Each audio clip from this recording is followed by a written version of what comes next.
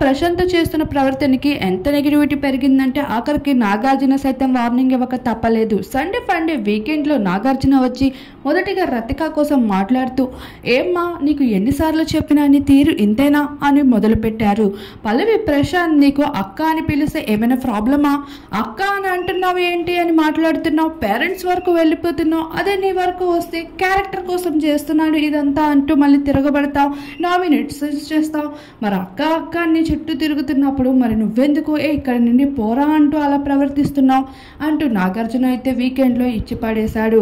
మరొక వైపు ముందొకలా వెనుకొకలా చేసే వాళ్ళందరికీ జనాలు చూస్తారన్న విషయం హౌస్లోకి వచ్చిన వాళ్ళు మర్చిపోతున్నారా? అందరితో కలిసి కలివిడిగా ఉండండి, ఆడియన్స్ అప్పుడే ఇష్టపడతాడు. ఇది బిగ్ బాస్ హౌస్ అనే విషయం మర్చిపోవద్దండి. పూల వర్షం కావాలో చెప్పుల దాంట్లో కావాలో మీరు బిగ్ బాస్ హౌస్ లో ఉండే ప్రవర్తన మీ లైఫ్ ని డిసైడ్ చేస్తుంది అంటూ నాగార్జున అయితే హౌస్ మేట్స్ తో పాటు రతికకి కూడా స్ట్రైట్ వార్నింగ్ ఇచ్చేశారని చెప్పుకోవచ్చు.